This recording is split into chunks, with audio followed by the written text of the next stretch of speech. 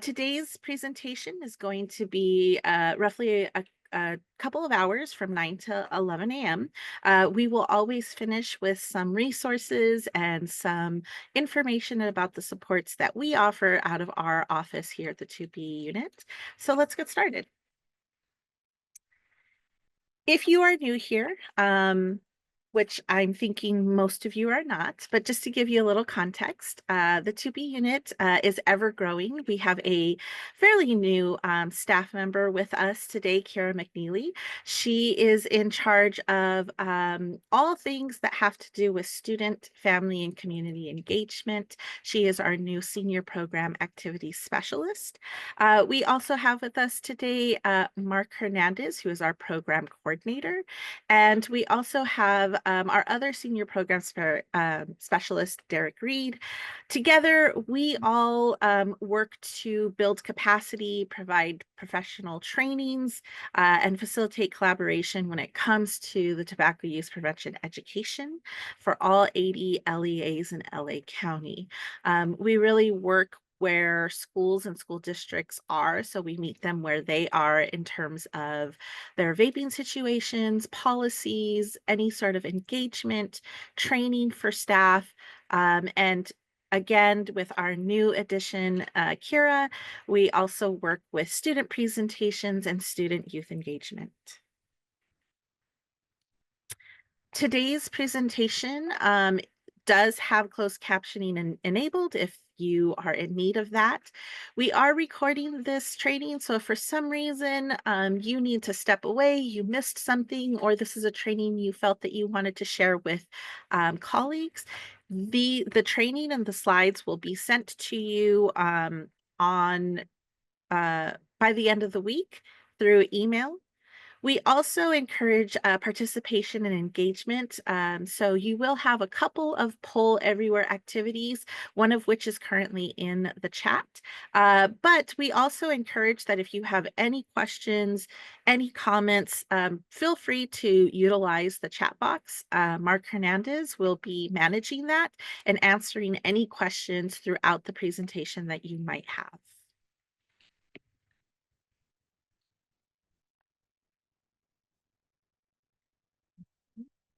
So let's look at our agenda for today.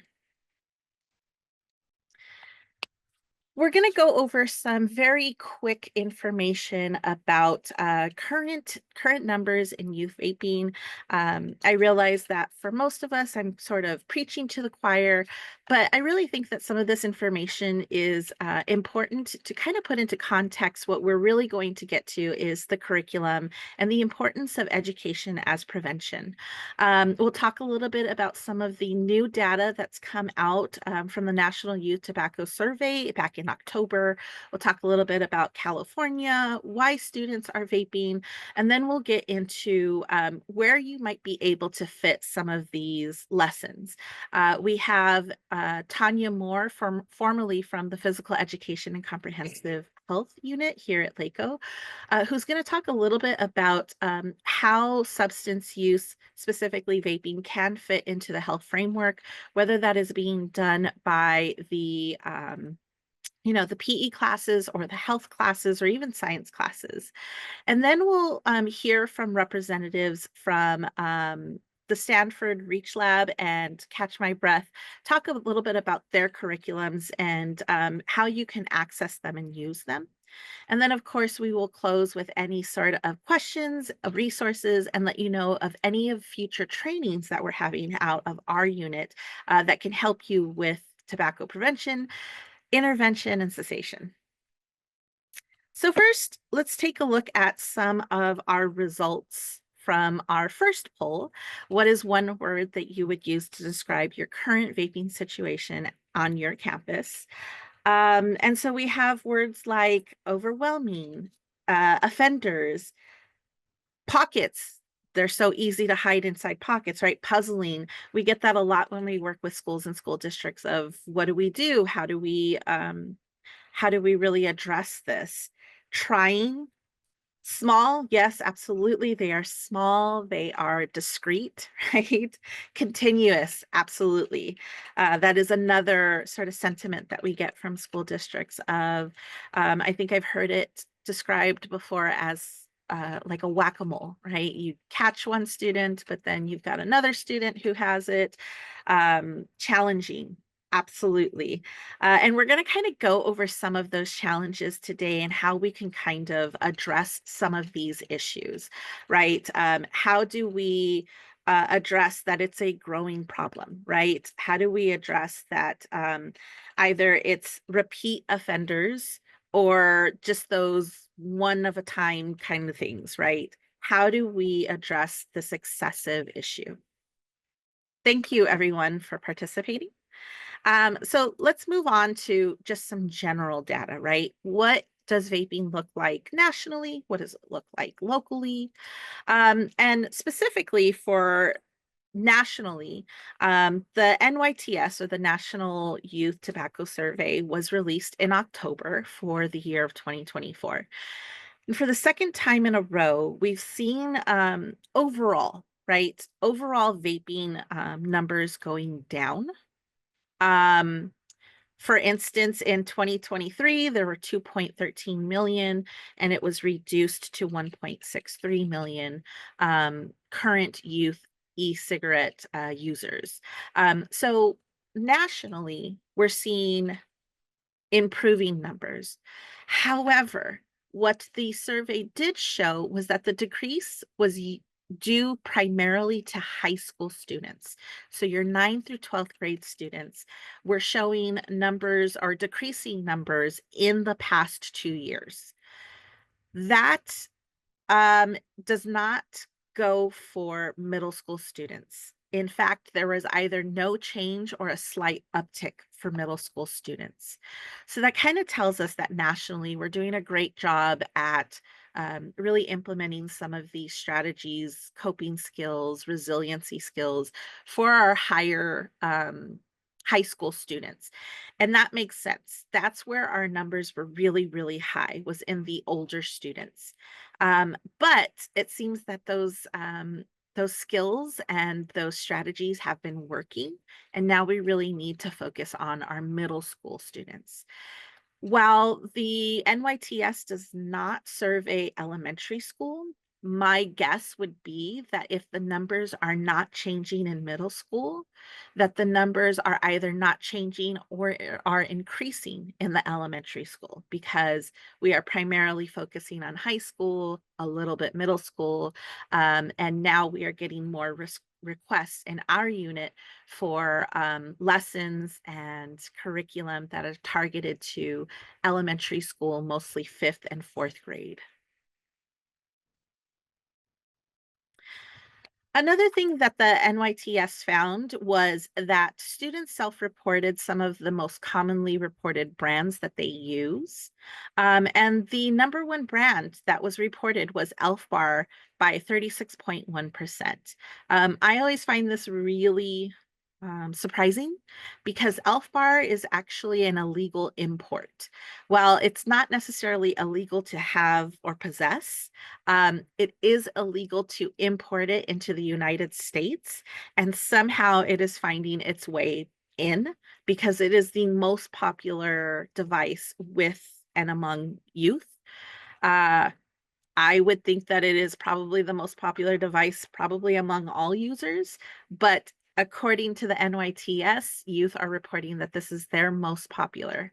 The next one would be Breeze at 19.9%, Mr. Fogg at 15.8%, Voos at 13.7%, and Juul is still making the top 5 at 12.6%. We do still have an issue with flavored e-cigarettes nationally. We know that in California it has been outlawed, and so those numbers in California alone are different. However, nationally, 87.6% of current users are using flavored e-cigarettes. So it still presents a problem in California because students and just users in general are still getting their hands on flavored e-cigarettes, whether that means from out of state or out of the country. This can also be very dangerous for our youth because it can be very questionable as to where students are getting their flavored e-cigarettes, and they could possibly be counterfeit. And that could be dangerous in more ways than just your regular run-of-the-mill vape devices. We don't know what is in those devices. We don't know what it's made of.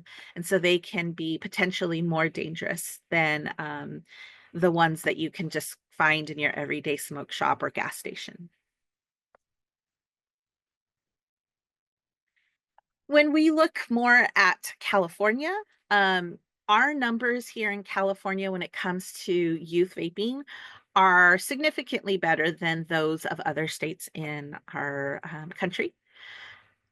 California has some of the strictest policies and laws when it comes to tobacco use, especially for the sale of these devices um, to students.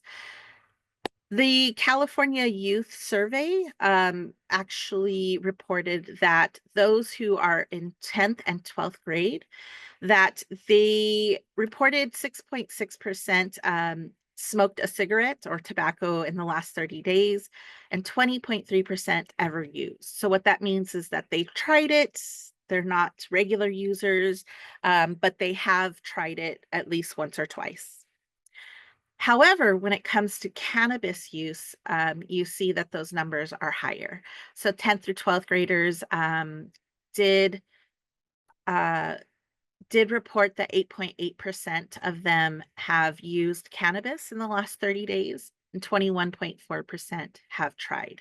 So we're seeing that cannabis is more popular than, say, your tobacco, smoking cigarettes, vaping, nicotine. When it comes to eighth grade, 4.0% reported that they used a tobacco product in the last 30 days. However, 3.1% reported that they used marijuana or cannabis in the last 30 days. And 9.3% reported that they ever used it. So once again, tried it, maybe didn't like it, maybe got caught and didn't do it again. One of the most positive parts of this report is that about half of the current users reported attempted to quit vaping in the last 12 months was 40.5%, and approximately or the same amount reported that they intended to quit vaping. So there is a big push for those who might currently be addicted or currently regular users to either quit or they've already tried to quit. So those are some positive numbers there. According to the 2021 National Youth Tobacco Survey, students were asked what were some of the reasons that they turned to vaping. And one of the two top reasons was it was because they felt anxious, stressed, or depressed. And they did it to get high or buzz from the nicotine. So to feel something different, right? Um, this is just one indication to us that students are not necessarily always using because they want to look cool, they want to fit in with friends. While that is a reason, students are primarily saying their main reason is because they are trying to self-medicate, whether that's dealing with anxiety, depression, whether that is, dealing with the pandemic in 2020, dealing with school or other problems or other challenges. Students are currently trying to fix some of those issues with vaping. It's very cheap, inexpensive, it's quick. And this is where we come in terms of teaching students healthier coping skills, teaching them resiliency skills, and teaching them, how to deal with some of these mental health issues through healthier avenues. So one of the from West Ed, uh, there was a survey done through the Chicks survey, so the California Healthy Kids survey. And what they found was that students who were more likely to use vapes were students who reported having chronic sadness, suicide ideations, and emotional stress. So when we talk about chronic sadness, we're talking about sadness that lasts more than 30 days, right? This is not a sadness like, today I failed my test, I'm really bummed. This is something that is ongoing, that is just kind of despair more than sadness. Um, However, on the flip side, those students who were less likely to use vapes reported that they had higher life satisfaction and optimism. So once again, just another indication that students who are struggling for whatever reason are usually turning towards vaping um, to sort of, again, self-medicate and sort of get through those challenges. Similarly, students who were more likely to use marijuana once again reported that they experienced chronic sadness, suicide ideation, and emotional distress, whereas those who reported having higher life satisfaction and optimism were less likely to use vaping. So, what is it that our young people are facing, right? How are they taking these health risks? Why are they taking these health risks? And the first one is personal, which we've already covered, right? These are factors from within oneself, whether that is feeling depressed, feeling isolated, they are self medicating, trying to fix whatever it is that they're feeling within those challenges and within those, life instances where they feel like they are in despair.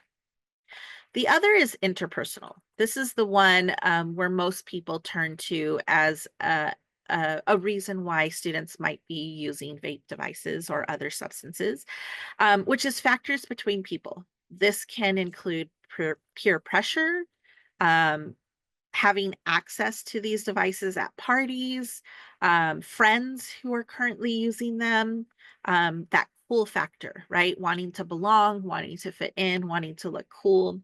This is the interpersonal part, the other. The third one is social or their environment, or in other words, their community.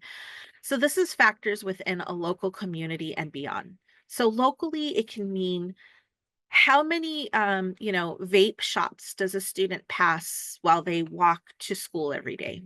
How many billboards are they seeing when they're driving with their parents to the grocery store, to grandma's house, to the park, right? Locally, what are they exposed to within their own community? Beyond would be anything that they are seeing in advertisements, social media. How many times do they see their favorite actor or character smoking in a movie or a music video? What is that student's social environment? What does their community look like? And how much are they being exposed to vaping, smoking, and other substances? One of the questions we get the most is, where are students getting this from, right? If it is illegal to sell these devices to a minor, how are they getting them? Where are they getting them from? And there's more than one answer to that. The first one is, yes, they get them from family, from friends. This can be of various different situations. It could be an older sibling. It can be a parent who unsuspectedly or unknowingly um, has their vape taken by their student, and they have no idea, right?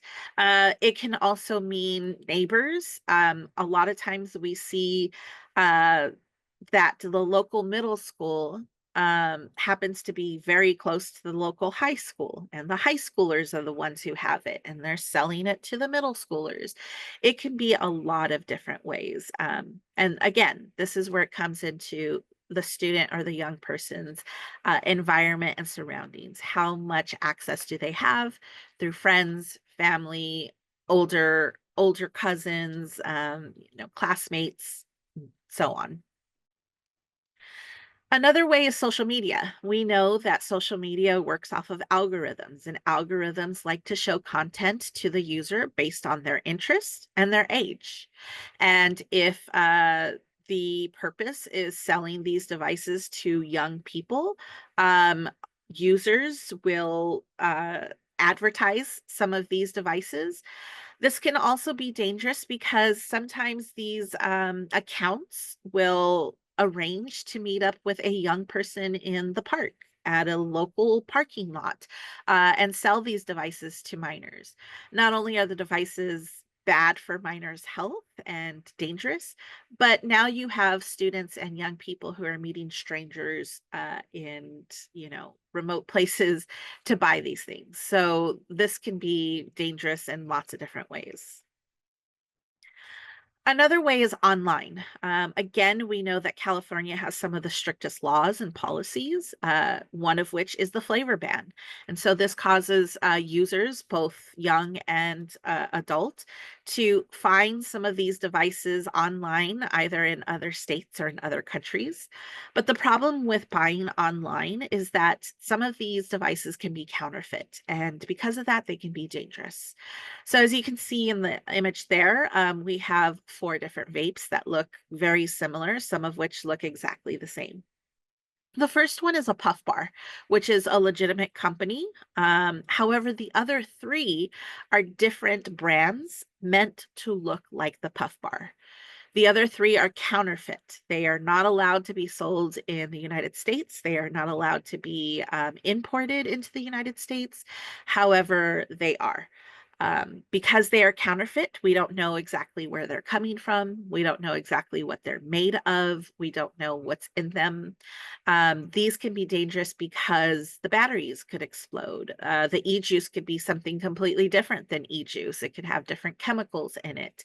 And so this is just another dangerous way that students can get their hands on devices. The most surprising one is that students are getting them in the place that adults are. A survey from a couple years ago polled 13 to 18-year-olds and asked them where were they getting their vape devices most of the time. 40% of them said that they bought their devices from a smoke shop or a gas station. So what this report found was that if they are buying them from retail stores, mostly smoke shops and gas stations, not so much your big stores like Walmart, what this found was that the smoke shops or gas stations were either not doing age verification or they were, but they did not refuse selling to minors. And this is part of the problem as well. Sometimes it's more about making the sale than protecting the student.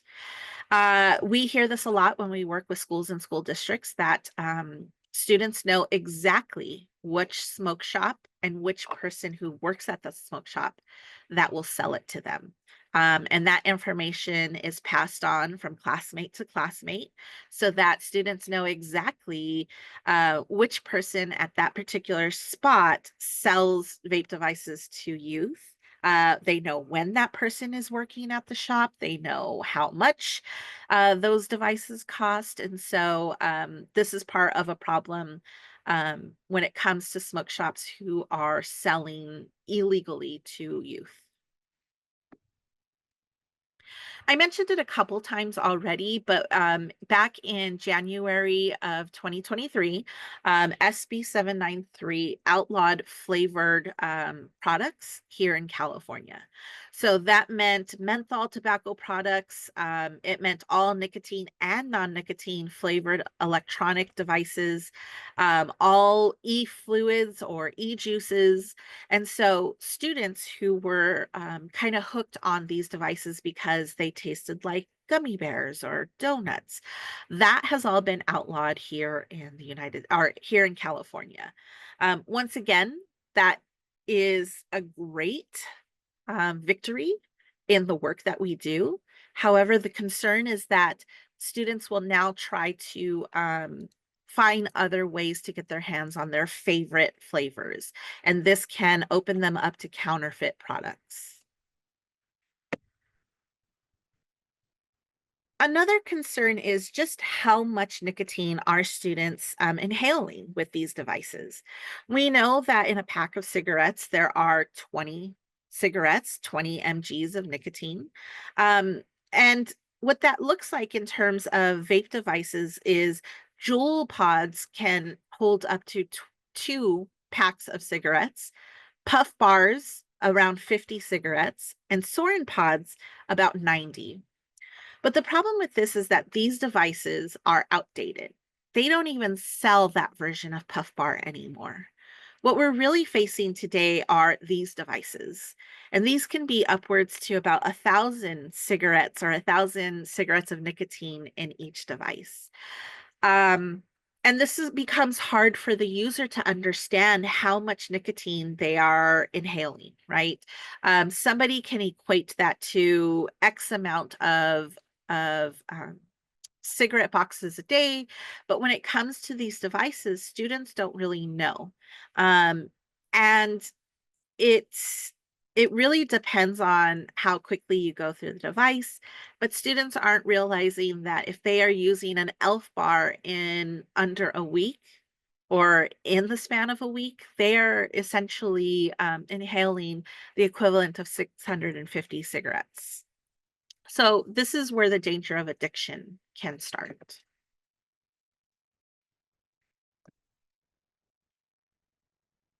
Another thing is that students and usually even adult users don't know what's in these devices. We know that on the label, it lists about 3 to 4 different ingredients, things like propylene glycol, vegetable glycerin, of course, the natural and artificial flavors, and of course, nicotine, right? But what they don't tell you is that when all of those ingredients are heated up, just like the combustion that happens in a vape device, that the result is these different chemicals that you see on the screen. So once that chemical reaction happens, things like nickel and lead and arsenic is what the user is inhaling and exhaling. The ones that are highlighted are the ones that are found on the FDA's 2012 harmful and potentially harmful substances. So these would be carcinogens. A lot of people don't realize that the thing that you find in your nail polish remover is what is being inhaled. Things like arsenic or even formaldehyde is what is being found. Rubidium, which is used in fireworks to make the purple color, is what is also found in the vape or the aerosol.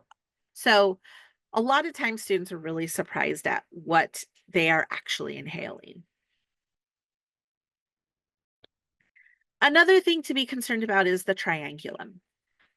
This is a framework for understanding how youth are harmed by the collective impact of tobacco, vaping, and marijuana. Because remember, vaping can include nicotine, it can include non nicotine, it can include cannabis, it doesn't have to.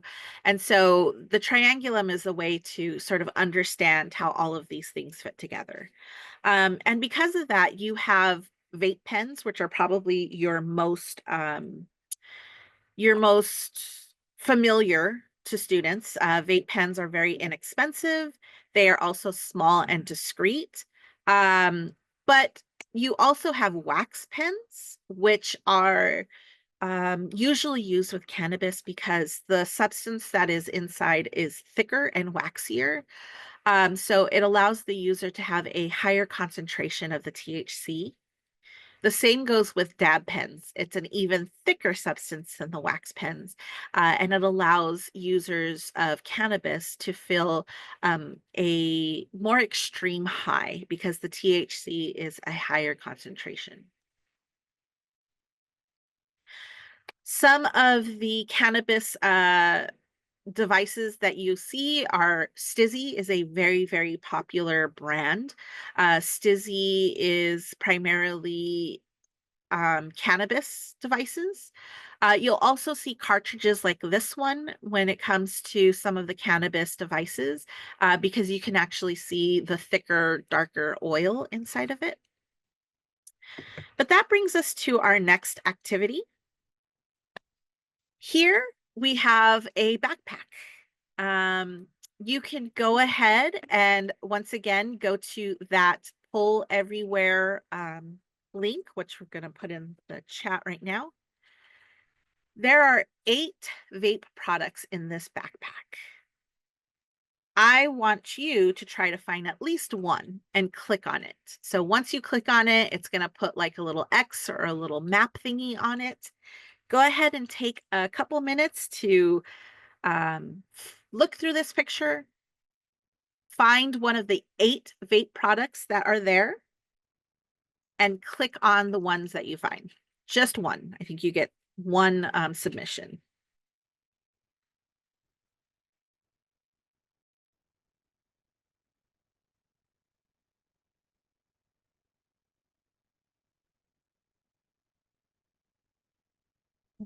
Let me put the link in there one more time, just in case.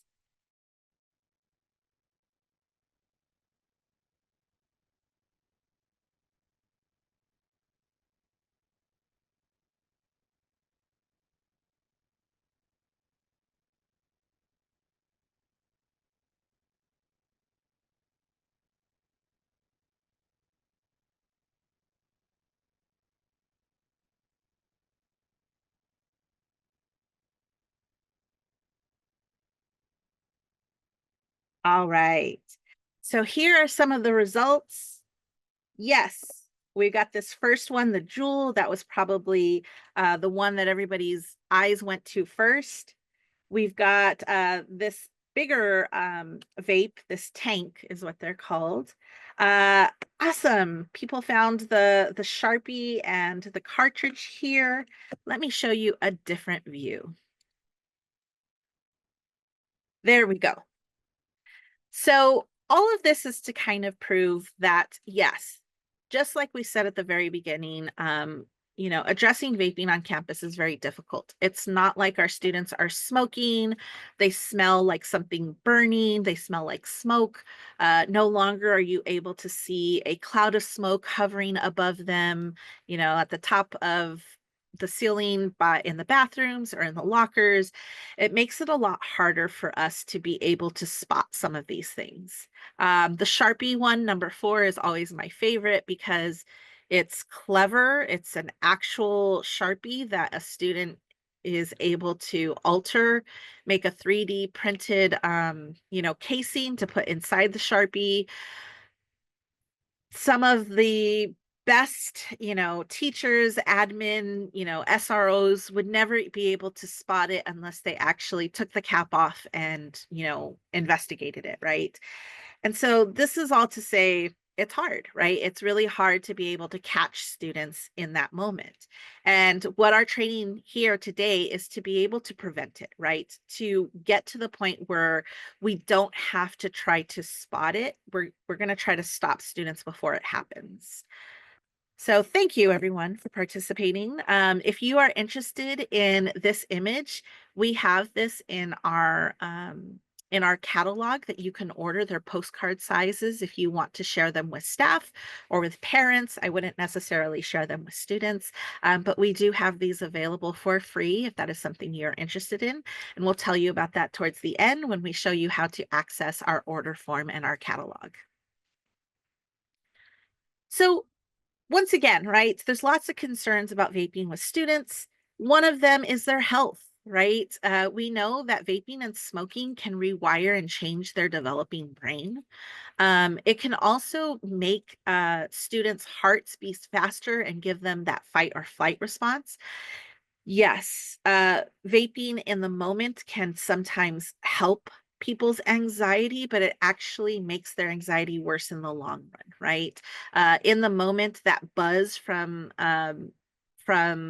cannabis can be relaxing, but it actually um, causes the user to be much more anxious and much more fight or flight when they're not currently using, which is the cycle of addiction, right? Needing more and more and more often.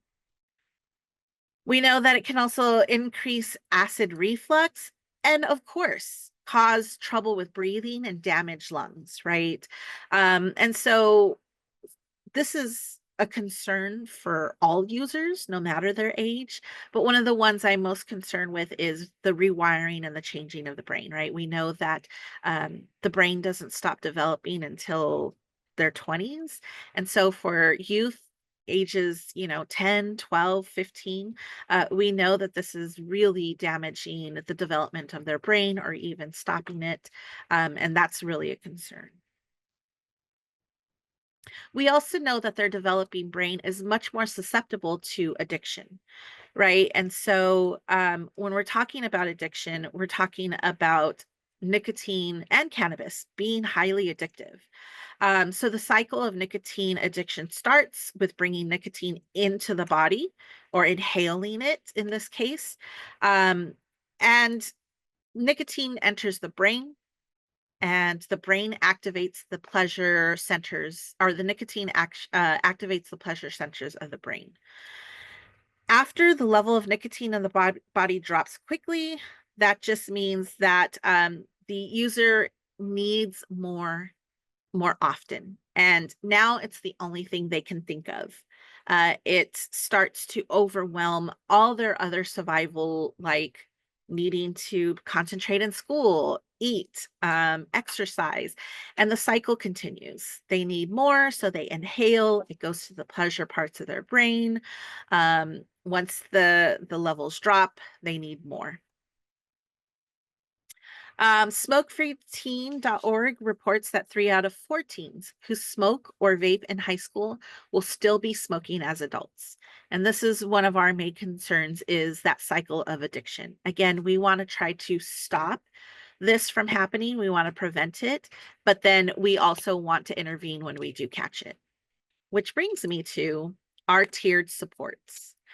Here at LACOE, we of course offer any trainings, any support in these 3 areas: prevention, intervention, cessation. These are some of the companies, curriculums, and services that we suggest when it comes to these 3 stages. However, today we're going to be looking at the prevention piece. So all your students, whether they've tried vaping or not, whether they are currently vaping, whether they've thought about it or never thought about it, we want to be able to prevent this from happening so that we can attack it before it becomes a problem. Some great ways to do that is to implement some of these curriculums into the existing structures and systems that already exist at your school or school sites. MTSS, the whole child, really looking at attacking or like addressing some of the behavioral, the academic, social emotional, right? Showing students resiliency skills and coping skills. Uh, we want to look at fitting this into our PBIS system. But today we're actually going to start with talking about the California health standards and where this really fits, and how it can fit into those content areas. Again, remember, we're looking at prevention, right? So stopping a problem from starting. We do have other trainings about intervention, so responding to the problem once it's already started. And I can, at the end, I will give you access to some of our past trainings and recordings. But today we're looking at that prevention piece, stopping a problem from starting. And to start with, we're going to hear from Tonya Moore, who is a project director here at LACOE. She's going to talk a little bit about the health framework and how this curriculum can fit there.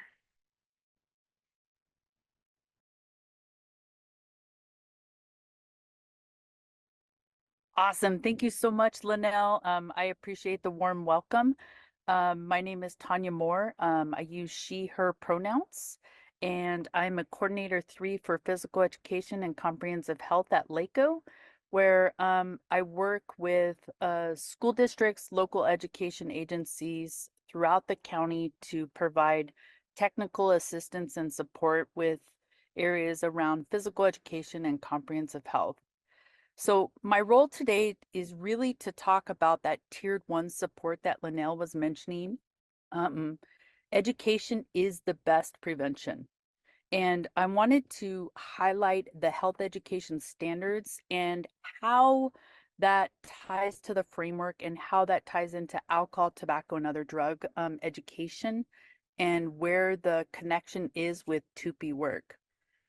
So according to the health education standards, the California Health Education Standards really provides clear descriptions of what students should know and be able to do at each grade level. Something that Linnell touched upon is the just say no era, right? Just say no provided us with a lot of information and a lot of facts and a lot of scare tactics. That's a lot of knowledge, a lot of content. But what we learned from the just say no era is we didn't provide students with skills on how to just say no. So that's where the health education standards come into play. What you see on the screen right now is basically describing in simple terms what the standards describe as our what and what are how we do it. So the framework describes how to implement the standards. The California Health Education Framework describes how to implement our content standards. With this particular slide, you see on the left-hand side, it lists a high school standard in health education. The right-hand side is a sample from the framework that's sharing a short description of what the learning of this standard could look like in the classroom environment through what's known as a photo voice activity. So let's take a deeper look at this. High school grade standard 9 through 12 is saying, and just to be clear, ATOD stands for alcohol, tobacco, and other drug education. With this particular standard, students are expected to be able to explain healthy alternatives to alcohol, tobacco, and other drug use. So how could we do that? Through something that's called a photo voice activity. So we're going to hear from other curriculum options out there like Stanford Tobacco Toolkit and Catch My Breath. That's how we do it. The what is required from our standards and the framework, it really talks about how to implement the curriculum, and we're going to hear more about those curriculum options in a bit. The next slide really is, these are the very specific skills. So you'll see at the bottom, essential concepts. Think of that as the information. That's the content.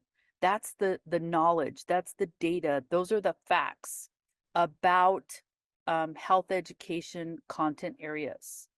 And as you move up this health literacy model, it really becomes more complex, more sophisticated skills.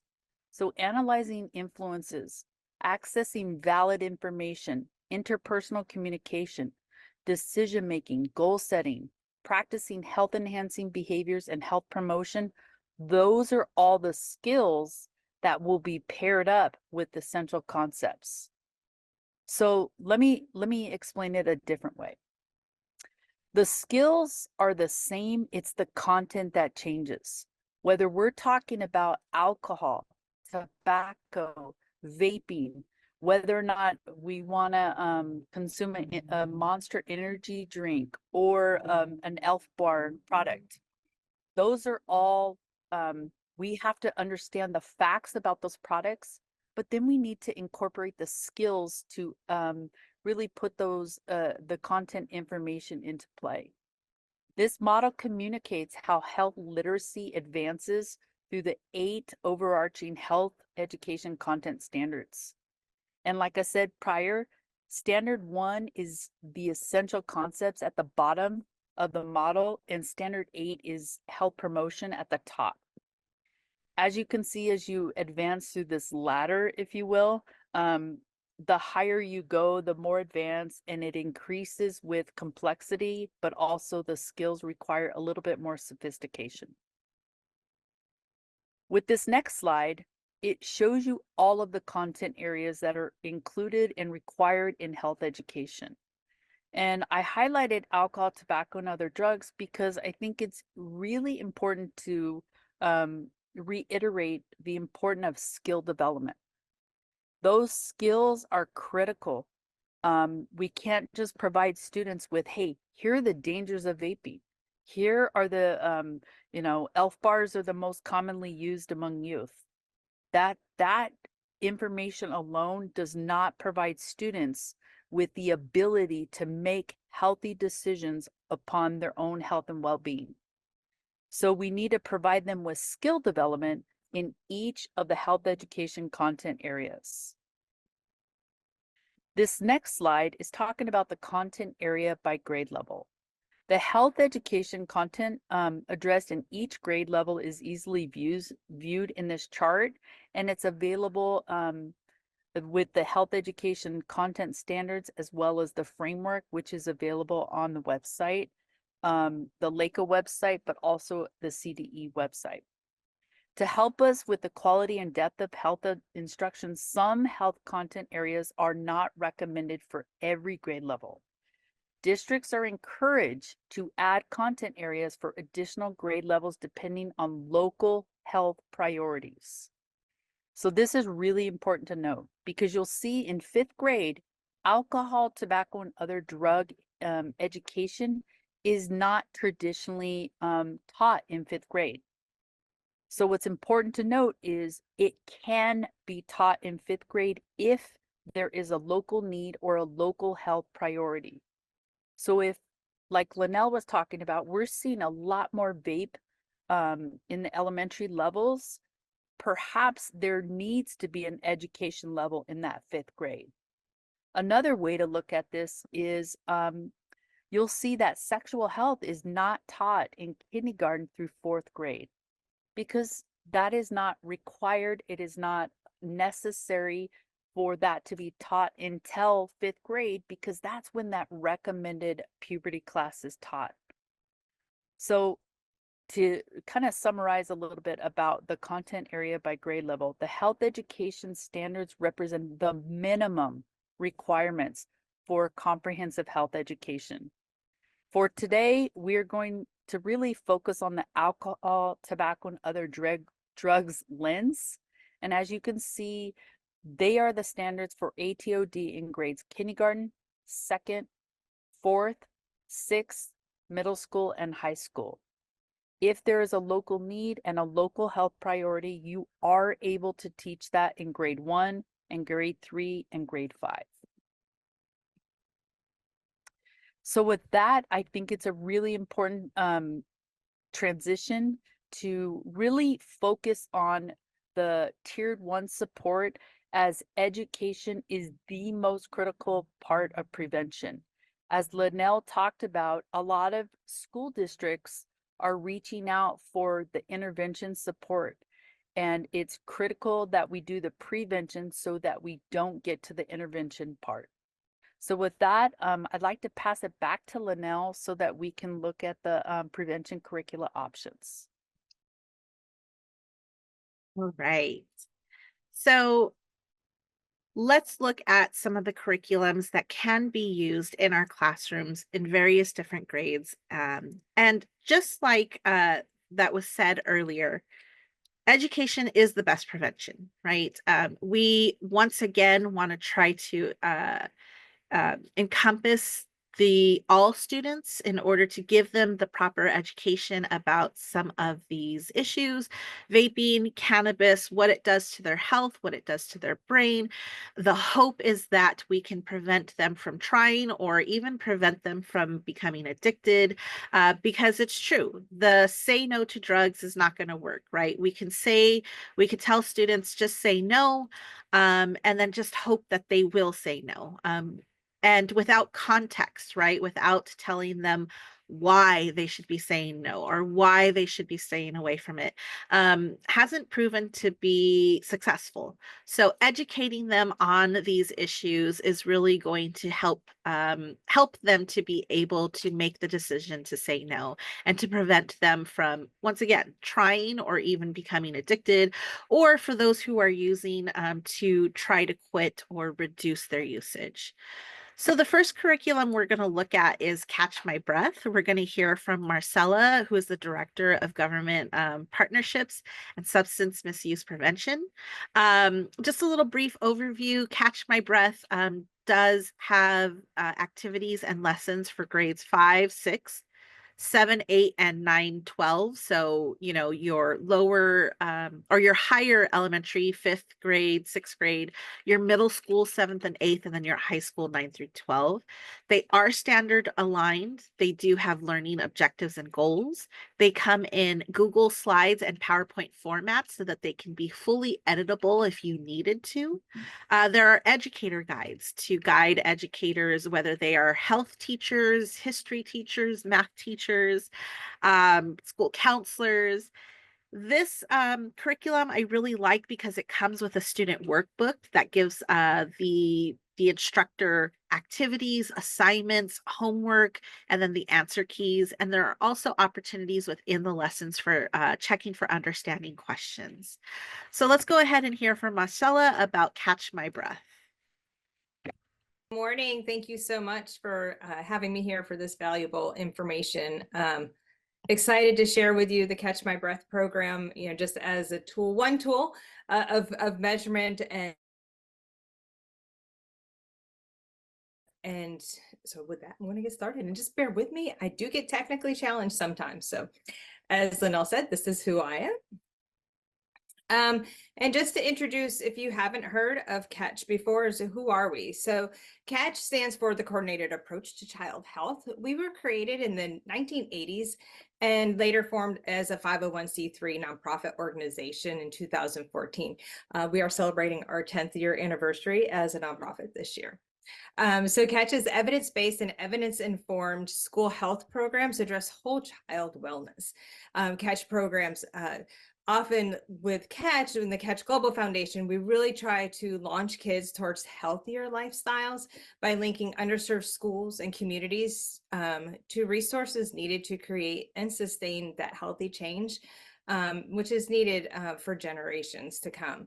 And how do we do this? We do this by providing low cost to no cost curricula, including PE, nutrition, social emotional learning, some safety, oral health, and youth vaping prevention, along with our professional development trainings, which I'm going to just dive into a little bit of all of this today, because we believe in cultivating whole child wellness as a lever for student success and social equity.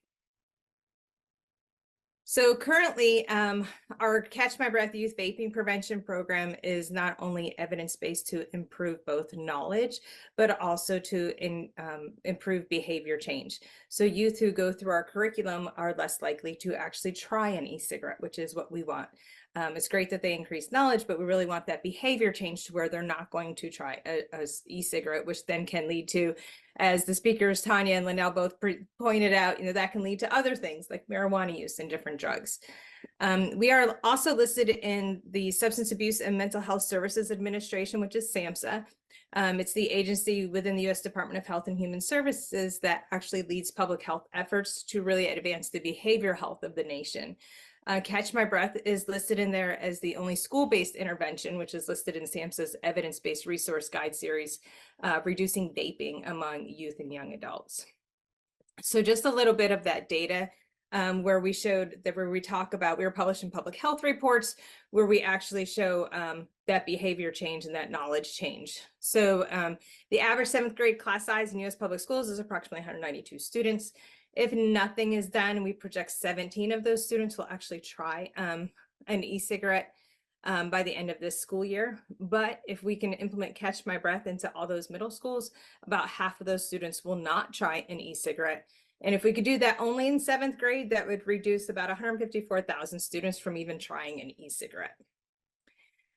So Catch My Breath is, as I mentioned, it's a nicotine vaping prevention program. It's been effective at reducing the likelihood to experiment with vaping. It was designed by our theoretical background, which is social cognitive theory, which views health behaviors as products of personal, social, and environmental factors, which I believe Linnell spoke a little bit about that earlier as well. So personally, what do I know about e-cigarettes? What can I do about them?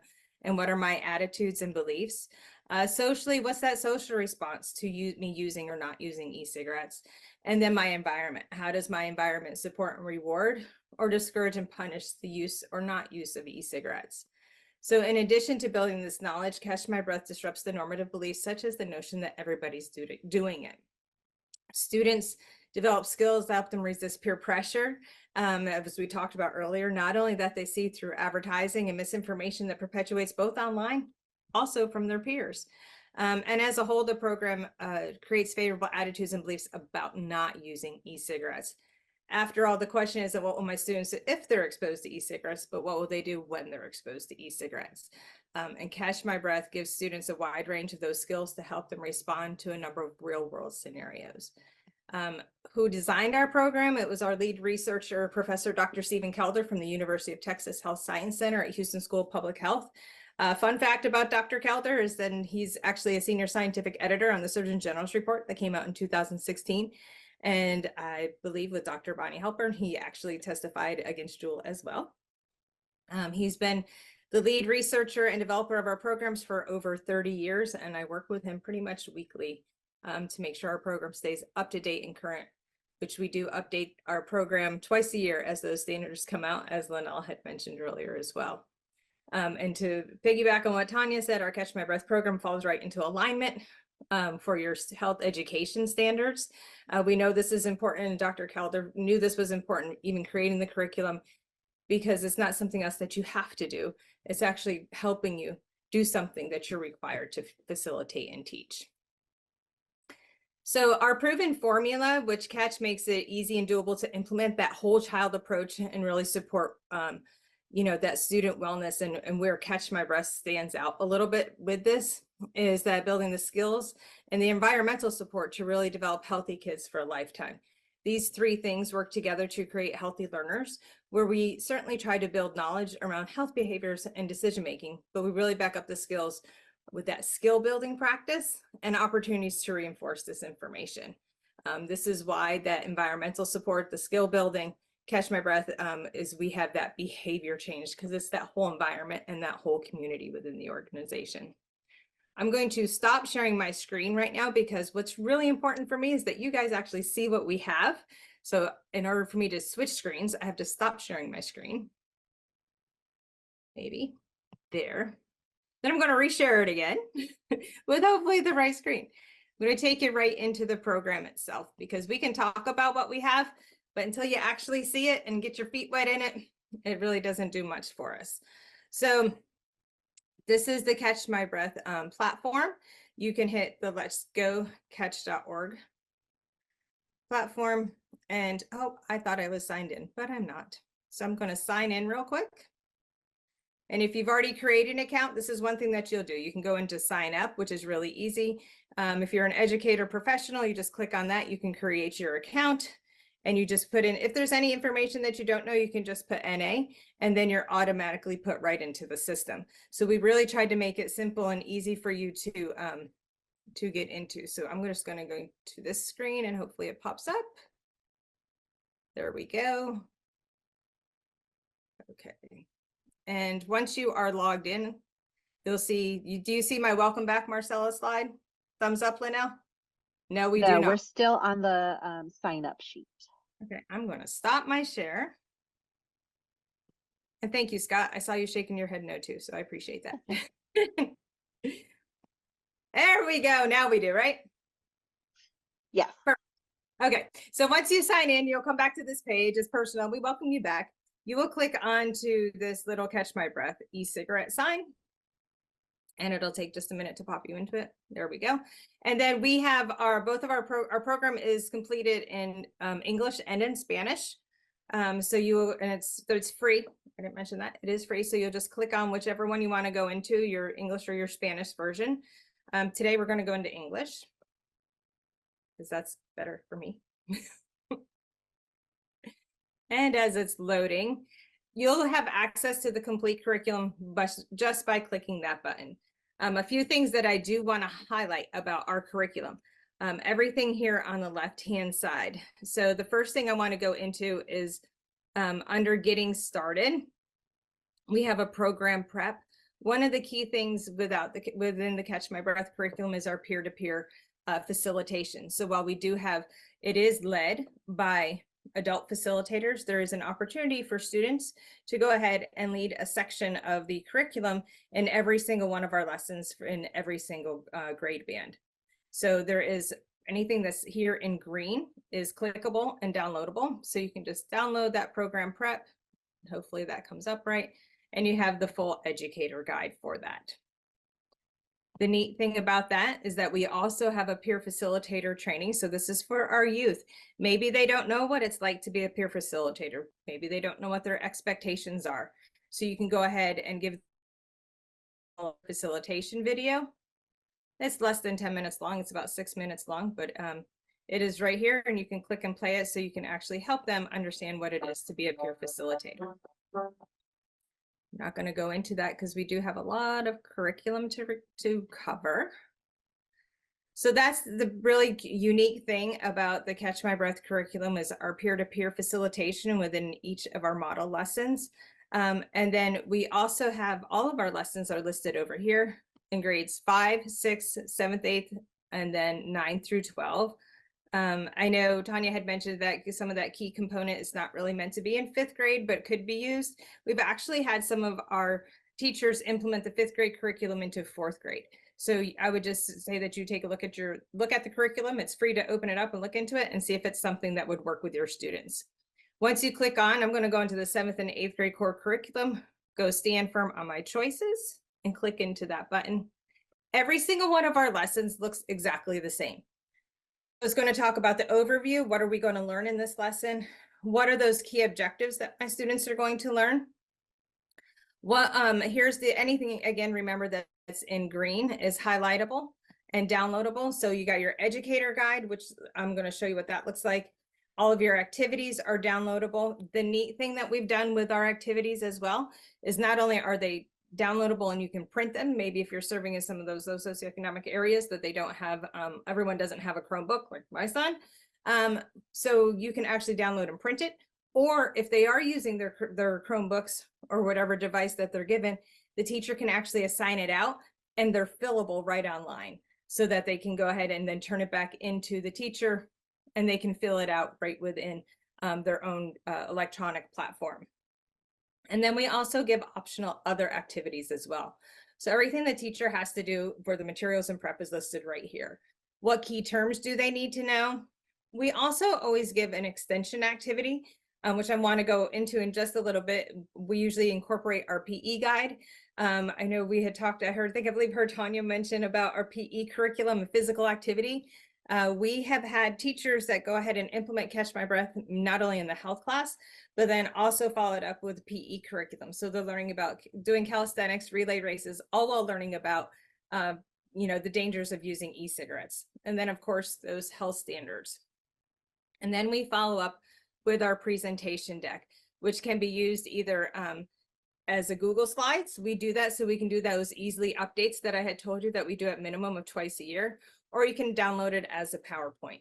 I do want to, one of the things that our teachers like, which is this spot right here, where our agenda, we break out the teacher planning. Yes, the teacher still reviews it and does all of that, but basically they're given a guideline as to how much time each section should take.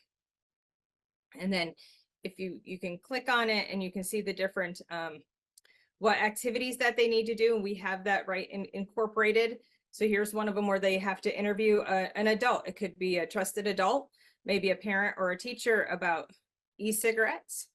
And then of course, I remember you guys talking earlier about not only do they need the knowledge, but they need to know what to do if they're offered an e-cigarette.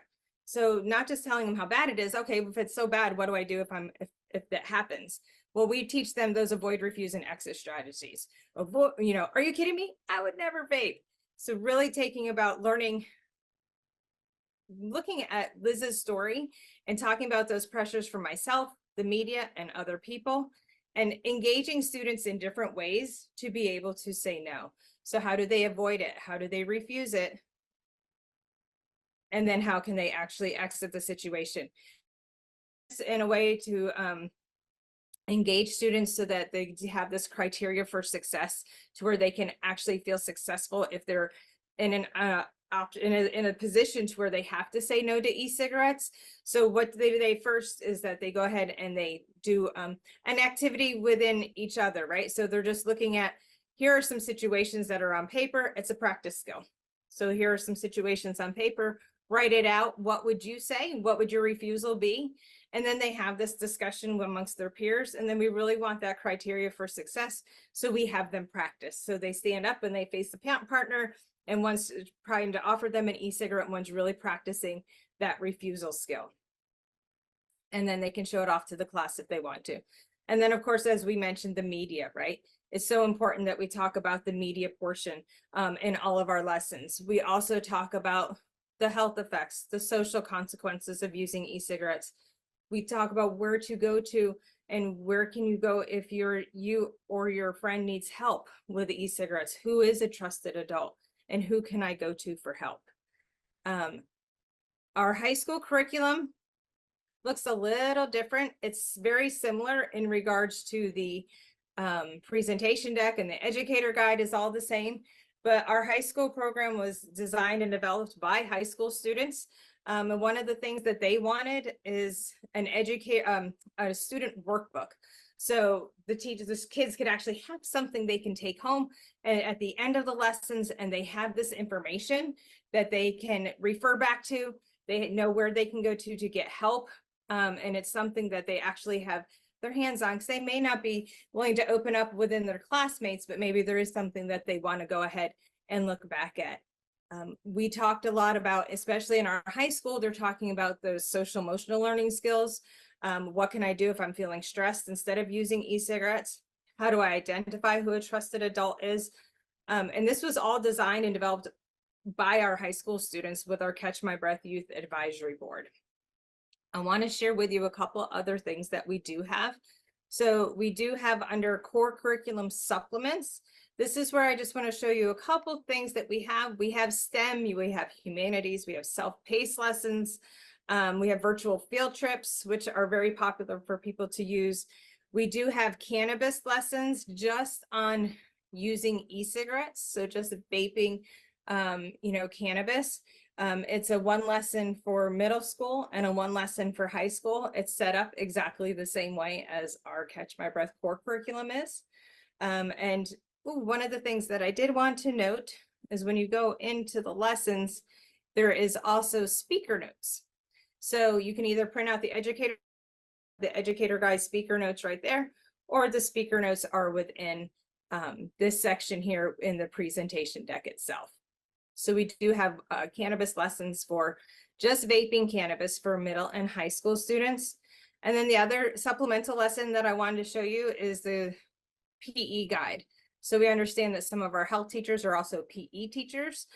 So we connected Catch My Breath lessons for the classroom with doing calisthenics, relay races, and all the fun stuff in a physical activity environment. Some of these activities can actually be done in the classroom, or they could actually be done outside or in the gymnasium. And this is free and downloadable for you to use as well. Another component that I want to share with you, and it was mentioned today earlier on the call as well, and this is a great webinar giving you so many different resources for you all to have, is our parent and caregiver resources. We talked earlier today showing the data that, high school use is going down, middle school use is going up. We need to start earlier with this education. What we did for that is we created a K-4 parent and caregiver materials, understanding that students need to, or parents, especially the younger parents, really need to understand the dangers of, especially if they're using e-cigarettes, what do they need to do? Keep it out of the reach and hands of the child so that they can't have access to it. How do they have a conversation with their child? So we give them a video, because we know not all parents are actually going to read a one-page document. So we have a video, we have a fact sheet, and then we have a parent activity. The parent and child activity, we wanted something more than just a coloring sheet. So we did a parent activity time together for their parent or caregiver and the child to look at together. And this is for them to really talk about those avoid, refuse, and exit strategies. So but practicing at this early age, even as young as kindergarten, skills and what would you do? We have that for high school as well. It looks a little different for high school. Obviously for 5 through 12 for middle and high school, the parent toolkit is actually a 12-page document, but we know that not all parents are going to go through a 12-page document. So we also created short video lessons to go with this handout as well. They are also available in English and Spanish. You are free to make a QR code so that if you're doing a presentation, you can do a QR code for parents that they can just click right onto it. So that prevents you from having to print anything out. That is the crust of our curriculum. There's a lot more details into that, but I think I'm coming up on my time. So I'm going to stop sharing my screen, and I just want to go back to just a couple things in the presentation deck, and then I will be all wrapped up. And I'll be going into one of the breakout rooms too if you have any questions. So we already did this slide, and it doesn't want to work. So here are some just different professional training opportunities. There have been some opportunities through California TUPE that are already paid as well. But if you haven't taken one of those yet, we do have our self-paced recorded free training that you can go ahead and just, if you want a little bit more information about the curriculum, you can go ahead and just take that self-paced recorded. We do, if you want a little bit more, we do have implementation training that is live and virtual. Or train the trainer, which is actually live and virtual as well. We can do those at private seats or individual seats where you attend an open session, or you can do a private session if you wanted your whole school trained up to 15 people. We are a small nonprofit, so we do give tailored implementation plans, really a lot of technical support for our curriculum.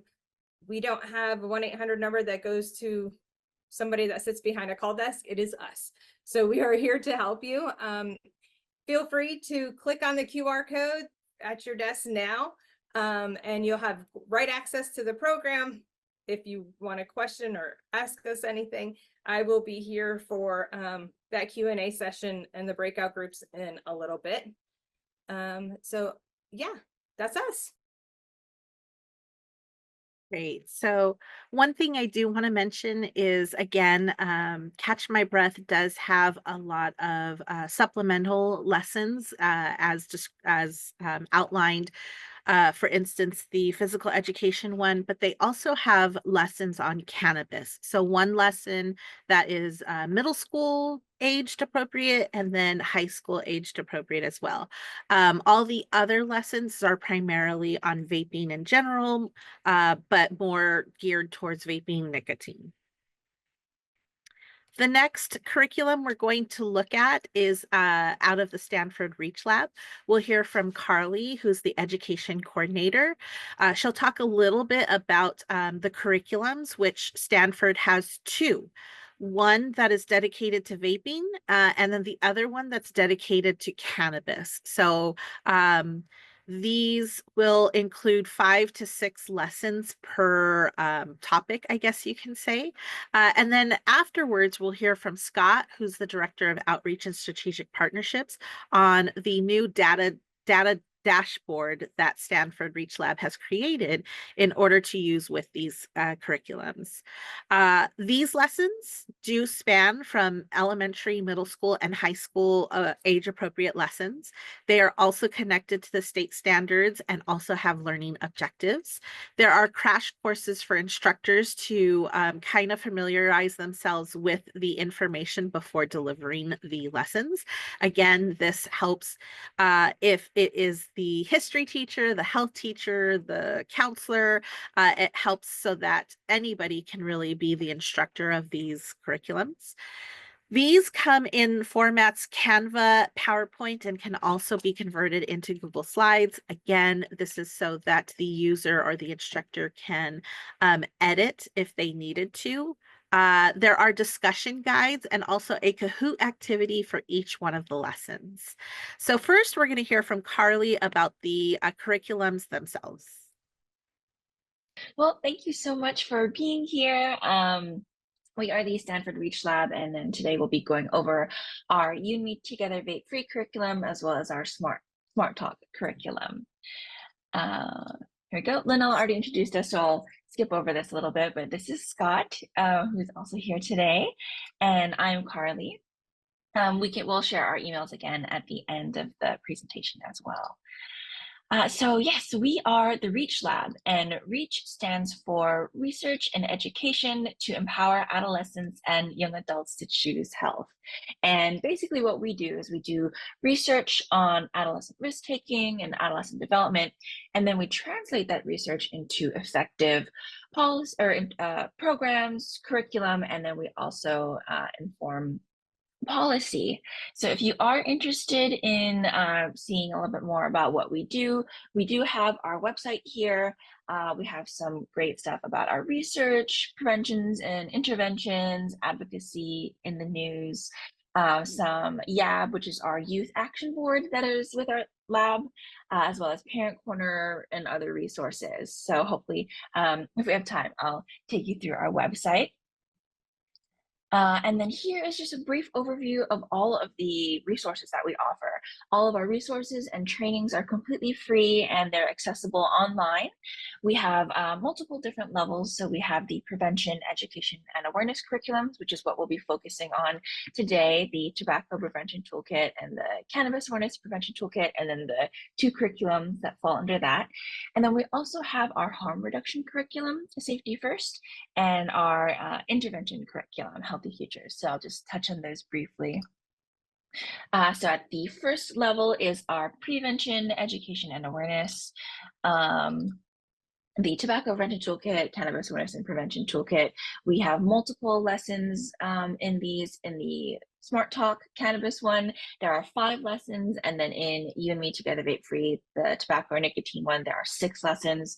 The lessons are on brain development and addiction, other health effects, so how nicotine affects the rest of the body, or cannabis as well, environmental and community effects. We have a lesson on marketing, social media, and media in general. And then we also have a lesson on stress and coping. With the tobacco prevention toolkit, we do have elementary, middle, and high school. As I mentioned, middle and high school are 6 lessons, but elementary is 2 lessons, since we thought 6 was a little bit long for elementary school. We also have a Hawaii specific version available for Pacific Islander students or Native Hawaiian students. We have a Spanish version available and a LGBTQ+ specific version coming soon. And then for the Smart Talk and Cannabis Awareness and Prevention Toolkit, kind of same thing, 2 lessons for elementary, middle, and high school are those 5 lessons, and we also have Spanish available as well. So now a little bit about the development and evidence of our curriculum. So all of our curriculum are rooted in scientific theory and supported by research. And we also really value our community partnerships. So we do have our Youth Action Board, or our YAB. They're an amazing group of high school to early college age students. And they really just let us know what's going on in their communities. We have YAB members from across the nation. They let us know about what latest products, are out there, as well as if the curriculum are actually speaking to students the way that we hope they are. They also do some great content for us, like videos. They help us create infographics, and they help us do translations as well. And we have about, I believe, 40 or so, or 35 to 40 YAB members currently. And we also do community-based participatory research. We are evidence-based, particularly the You and Me Together Vape Free curriculum. We do have some studies on that right now, and then we are becoming evidence-based on the Smart Talk curriculum. We do have a study on that as well, though they really are very, very similar, and they kind of inform each other. We are recognized and endorsed by AHA, the CDC, and SAMHSA.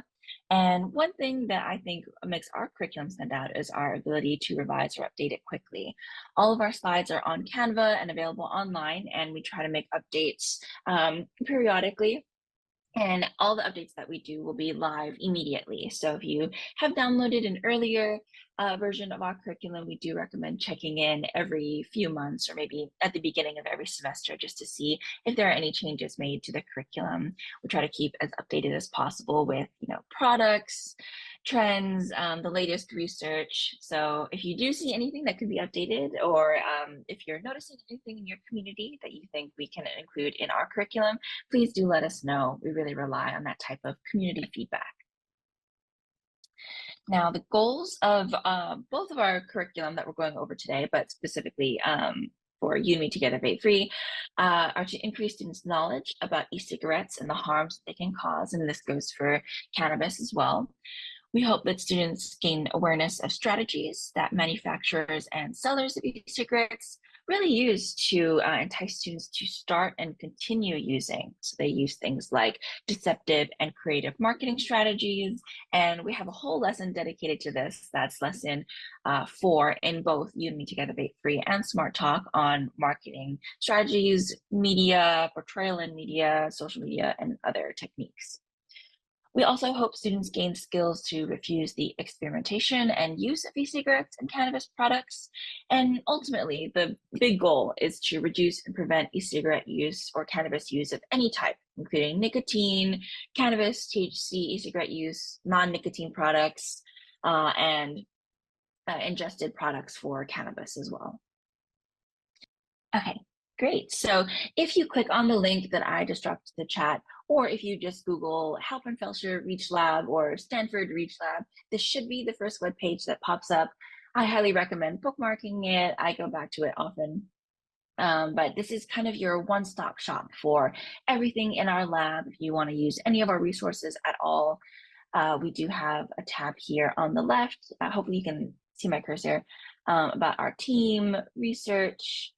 So if you do want to see some of our publications out about the efficacy of our curriculum, you can check out that page. We have our YAB corner, parent corner, resources, and infographics. I'll just click on that really quickly. We do have some great infographics about like the numbers of cigs in the e-cig or the amount of nicotine in each e-cig. We have non-nicotine e-cigarette products, oral nicotine products, and then we have some other infographics from Safety First, opioids and fentanyl, and then other miscellaneous resources. So that's all on our website. All right, scrolling back up here, we do also have quitting tips for both nicotine and cannabis here under resources and infographics. So if you click on that, it's just kind of a Canvas slide for quitting nicotine. So we go over, having a quitting date, ways to quit, withdrawal, and what that may feel like to a student. We have that, and then we also have cost calculators, which are really fun and interesting, I believe, for students. So if you click on vaping cost calculator here, it just shows students, how much do you pay for an e-cigarette or vape? I'll just put in $20. Of course, that may differ depending on where they're getting it from, like we talked about earlier. How many e-cigarettes or vapes do you use in a week? I'll just say 2 for this example. And then it calculates it for you. So, the cost of e-cigarettes per month that theoretically this student would be spending is $160 and just under $2,000 a year. So that's a lot for a student. And when you really put that into perspective, what else can you buy with $2,000 a year? It really kind of sticks with the student. So I always love showing the cost calculator. Going back to this page here, if you want our curriculum, you will click on preventions and interventions here on the left. And then this is where you can access all of our curriculum: tobacco prevention toolkit, cannabis awareness and prevention toolkit, healthy features, safety first. But just for this example, and I know I'm going a little fast, I want to be mindful of time, but if you want the tobacco prevention toolkit and the slides, you'll click on tobacco prevention toolkit here. And you can see our curriculum within the tobacco toolkit, but today we'll focus on Udemy Together Vape Free. So click on that there. And now you're on the curriculum page. And from here, you can access everything, including the data dashboard, which Scott will be going over in just a few minutes. We have our elementary slides here. And if you want the slides, you can click on the tiles here and they'll take you to the lesson page. Middle school, so 1 through 6, and then high school 1 through 6 as well. And then we also have some informational tabs here on our website. So let's take a little deeper dive into some of these lessons. Well, thank you so much. It does span middle school and high school. So the first set are the You and Me Vape Free, which is the vaping curriculum. Those first two up there are the elementary school lessons. And then we have the middle school and then the high school lessons. When it comes to this toolkit, the topic really is vape free or vaping in general. However, each lesson, though it is titled the same in middle school and high school, they are created to be age appropriate. So for instance, I may not give the same exact information for my sixth graders that I would for my 12th graders, right? Because there's a big age gap there. And the way that I explain the information or teach the information is going to be different based off of the fact that they are about 6 years apart, right? So while the lessons again are titled the same way, they are talking about the same information. They are presented in a age appropriate way for middle school, high school, and then of course those two lessons for elementary. As you can see, it really spans the gamut of how vaping or nicotine affects the brain, how it affects the body, how it affects the environment, basically how youth are targeted by marketing and the realization that they are basically being manipulated. Then it goes into how to cope with stress and wellness. So this is where your survival, or I'm sorry, your coping skills and refusal skills come in. How do we teach our students to really, again, that quote unquote say no, but how do they also deal with some of the issues that they that are causing them to turn to vaping? And then the very, very last one does deal with cannabis. What we have seen when we work with schools and school districts is that a lot of the times school districts will tend to use this toolkit in the middle school because it does lead up to the cannabis lessons where they teach those in high school. Remember that all of these lessons are also in Spanish, so there are Spanish versions of all of these lessons and every accompanying document that comes with it. So there's not only Spanish lessons, but there's Spanish parent letters and there's Spanish, assignments. Everything has been translated into Spanish for all of these levels at every level of grades. Again, elementary is a general overview about e-cigarettes, nicotine, and addiction. Again, age appropriate for the elementary groups. You have marketing tricks in the elementary level. And then again, it goes in order for the middle and high schools. They talk about how it affects the brain, how it affects the body, how it affects their hearts, lungs, and other health risks. Uh, Level 3 or lesson 3 is about how it hurts the environment, how it hurts animals in the ocean. History of marketing is the next one. And then number 5 is stress and effects on the body. So, the social, emotional, self-medicating and how to healthy ways to cope.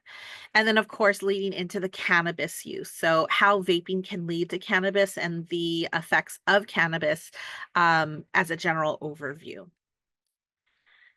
That leads us to the Smart Talk curriculum. So once again, Smart Talk curriculum has those two versions for elementary school and then the middle and high school.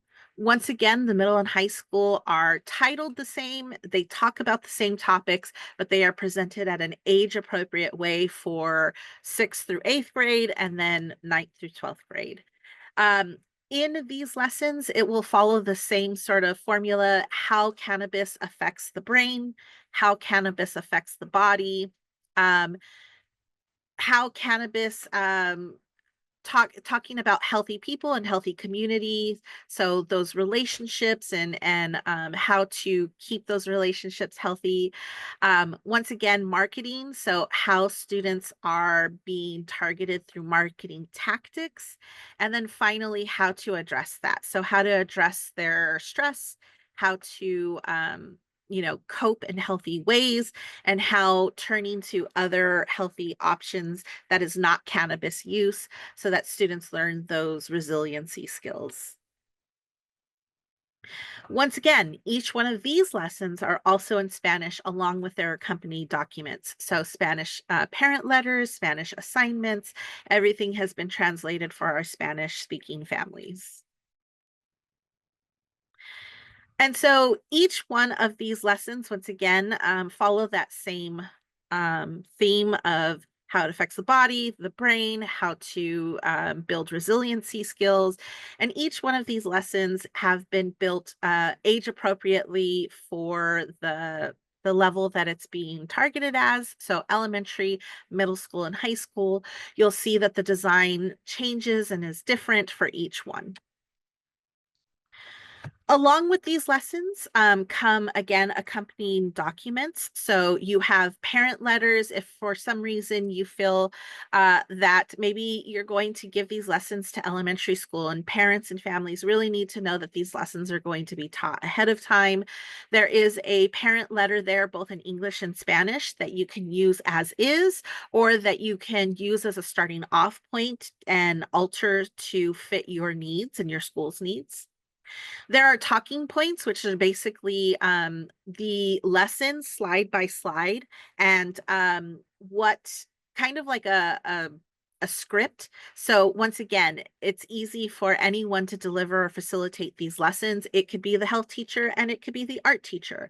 By all means, the instructor does not have to follow those, but it does give a starting off point for someone to feel comfortable enough to be able to give those lessons. There are discussion guides, so questions to ask and facilitate discussions. There is a suggestion that students do discuss some of these lessons with a preferred adult, whether that is their parents or maybe a favorite coach or teacher, that students can facilitate some of these conversations about the things that they learned in the lessons with an adult who can kind of give them guidance and help them with some of these decisions. Each lesson does come with a Kahoot that you can either use within the app, the Kahoot app or website, or sometimes, like, I like to use them just as questions, right? Just discussion questions at the end of a lesson, ask students, have them raise their hand, maybe give them a little prize or a little treat for answering the questions. Again, they come in Canva and PowerPoint formats so that you can download and edit them as needed. They also come with supplemental activities that you can do before each lesson, like a warm-up activity. Crash courses for the facilitator or the instructor to feel prepared to deliver these lessons and also prepared to answer any questions that students might have. And then, of course, the data dashboard that can be used with teachers and admin in order to kind of gauge the successfulness of the lessons before and after each lesson. One thing to mention is that Stanford is currently working on a lesson about tobacco and the environment. They are working on some lessons on how to reduce tobacco and cannabis use among LGBTQ youth, reducing menthol tobacco use. And then they are always trying to update with new and improved activities for the curriculums. And they are currently working on updating the alignment of the curriculums with the California and the national health standards.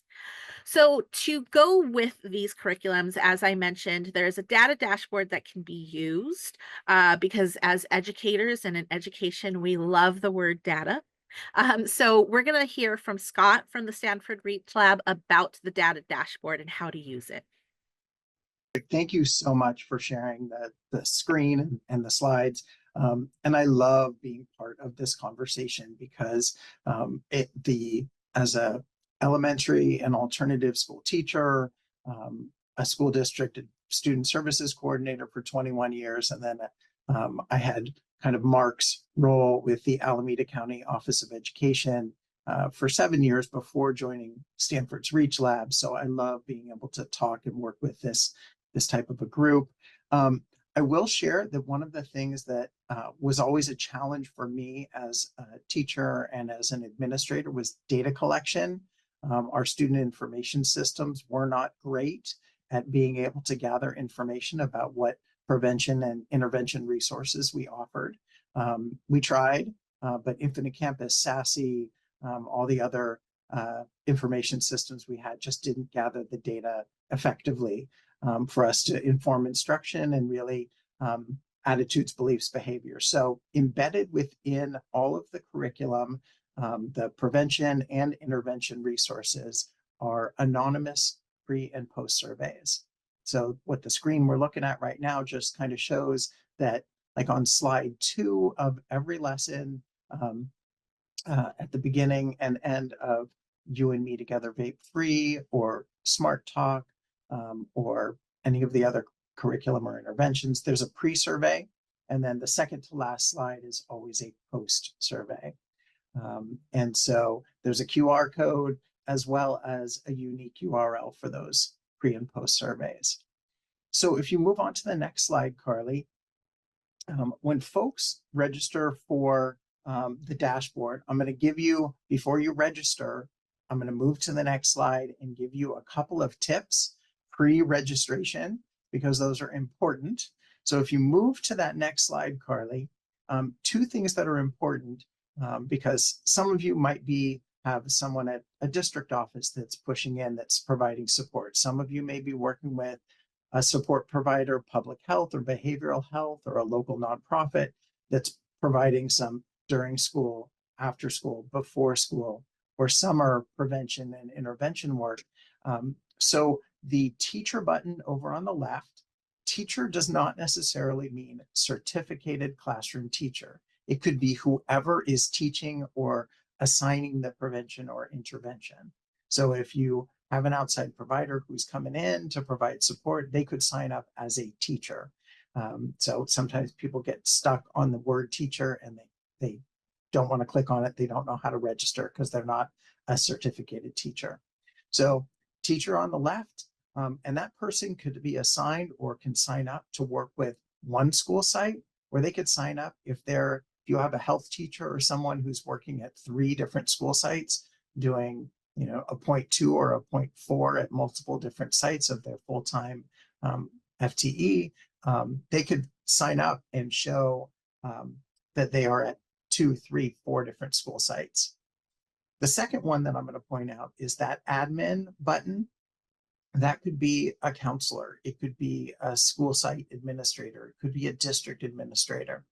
And the one button that people frequently overlook is that if you are someone who's going to be assigning, for example, the My Healthy Futures intervention, you're going to be assigning the course or potentially teaching the course, you're going to want to click on that I am also a teacher button. And when you do that, that actually gives you a teacher code that you can then use when you assign the courses or course to students. So I point those out now because sometimes I have people and they start to register during a training and then they email me and say, I clicked on the admin button and I'm set up, but I don't have a code. So, or I didn't know what to sign up for because I'm not a certificated teacher. So if you go to the next slide, Carly, once you register, what you'll see is you'll see your unique teacher code. So if you have 3 health teachers or PE teachers or science teachers, whoever's going to be implementing the prevention curriculum in your schools, they would register. They get a code that's unique to them that ties them to your school site, your district, and your county. The students never see that information. All they see is this teacher gives them this code when they go to take the pre and post surveys. And then the image that's down towards the bottom, when the students click on that pre or post survey, they enter the teacher code. And then what they then see after they click on go to form is over on the right, it says you've now joined Scott's classroom or Linnell's classroom or Carly's classroom.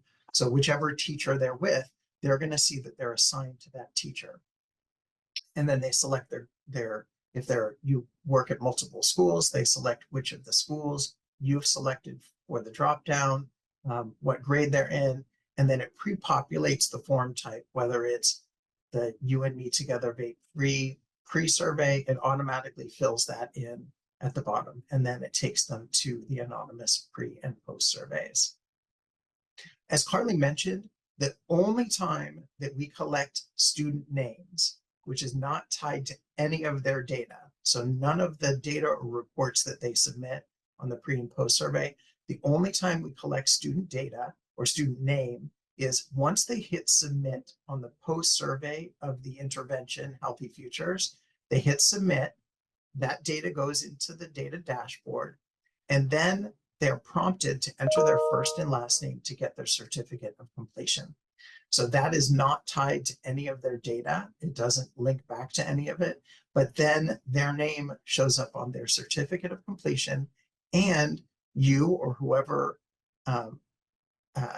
assigned them the course and gave them the teacher ID, that student's name then shows up on your data dashboard as having completed the course. So that's one way. Again, when I talk about different student information systems, it was always hard for me. When I was at the county office working in 18 school districts, and there were 12 different student information systems being used. And I'd say, can you let me know what interventions were used with students? They were like, it's in the notes. It's really hard for us to query that. So they couldn't figure out how many students had started an intervention and who had actually completed it. And so through the data dashboard, that makes it a little bit easier to be able to see which of your students have started the intervention and which have completed the intervention.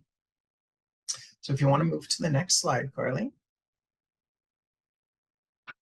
So in some of the basics on why using the data dashboard, one, it really helps the teacher to be able to see kind of the pre and post, which we do with most of our content areas. So to be able to see kind of where students started before you started the prevention course and where they ended as far as their beliefs and attitudes and skills they've developed around refusal skills and other skills, kind of, again, tied back to those state and national health standards. It's really nice to be able to gauge that level of change. And it looks both locally, but then also for us to be able to look at it nationally and for the county to be able to see that type of data. Evaluating the effectiveness of the curriculum, we are always looking to keep our content up to date, accurate, and engaging. And then the other piece is just to simplify that reporting. I know that for TUPE funded folks to be able to report out to the California Department of Education how many students engaged in You and Me Together Vape Free, Smart Talk, or any of our intervention, it's much easier to be able to report out. We had 527 students at Granada High School that completed the pre and post surveys for You and Me Together Vape Free. So that data reporting will hopefully be much easier. Yes, thank you, Scott. So if you are interested in connecting with us or just keeping up with our latest research or updates, please do follow us on social media. We're on X, or what was formerly Twitter, I guess, Instagram, Facebook, and LinkedIn as well. All of our ads are at Stanford Reach Lab, and then our YAB, the Youth Action Board, also does have a Instagram. So please give us a follow. And then we do want to say thank you so much for being here today, for your participation and for listening. If you do have any questions at all or just want to connect with us, we have our general Reach Lab email here, Scott's email, and my email there at the bottom, or you can scan that QR code for our contact form. Great. So the dashboard is actually really unique to Stanford's lessons. I've worked with schools who really wanted to utilize the dashboard in order to understand and see the effectiveness of the lessons. And what we found at one school was that when we had students take the pre-survey, it showed that students understanding of the harmful effects of vaping and cannabis were vastly different from the post survey after they took the 5 lessons. It also showed that in their first semester, they had much more suspensions related to vaping than they did in their last semester. So the hope is that the lessons somehow worked and decreased the suspensions that they had that were related to vaping, because students in those grade levels who had exposure to all 5 of these lessons somehow, again, either reduced or it prevented them from trying. And so it seemed to be very effective. And that data sort of proved that, right? So that brings us to our closing. And this is always my favorite part because with all this information, with all of these really great curriculums, this is where I get to now offer you our free services to help you when addressing vaping on campus. So one of the most important things is our upcoming trainings. If you go to the bit.ly that is currently on your screen and also going to be put into the chat, this is where we have our updated trainings that are, coming up soon. If you are interested, please bookmark this because it is ever changing as we start booking more trainings and more speakers. We update it and add it here. These tiles will let you know what that training specifically is about. It will offer a flyer if you want to share it with colleagues, and then it will also tell you the date, time, and how to register. All of our trainings are free, and so whether they are in person or virtually like today's, everything is free. You can send, colleagues or staff members, depending on which ones you're interested in. With that said, our most recent or our upcoming trainings are the brief intervention. This is more of an intervention program.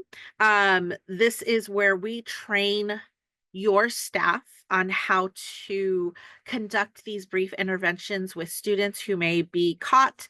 They may be being caught repeatedly. This one is an in-person live PD, and it is an all-day training. It is geared towards whoever is the one in charge of doing this intervention program at your school site or district. That can mean counselors, administrators, school nurses, interns. So please visit the link in the chat if you are interested in that. We also have an upcoming training in March, peer programming development training. This is also an in-person training. It is also free, and this will be a 2-day training. So this is how to implement peer programming, peer engagement. Maybe you are looking to institute an anti-tobacco student-led group on campus. Hillary Roberts will be leading this training. You will get materials in her book along with it. And again, go ahead and visit that link in the chat if you are interested in registering for this. Both of these trainings are in person and will be held here at our Downey offices in LACOE. Another thing that we offer is, in addition to these trainings, we also do trainings at your school site. So if this is something that you feel you want all your teachers or all your mental health, professionals at your district or school, we are willing to come out and train. We do parent presentations. Even if you just want to conduct a meeting, talk a little bit about how to implement some of these tobacco use prevention policies within your discipline matrix or your district policies. We are totally amenable to helping you and meeting you where you are. Also, we do have our educational materials if you are interested. If you are holding a PTA meeting, a staff meeting, a parent presentation, coffee with the principal, we do offer free educational materials in the form of pamphlets, posters, fact cards. We have various different ones for various different audiences. So some that are geared towards students, some that are geared towards parents and families. And so the bit.ly link in the chat will not only show you our catalog, but it also acts as an order form as well. With that said, I want to thank everybody for joining us today.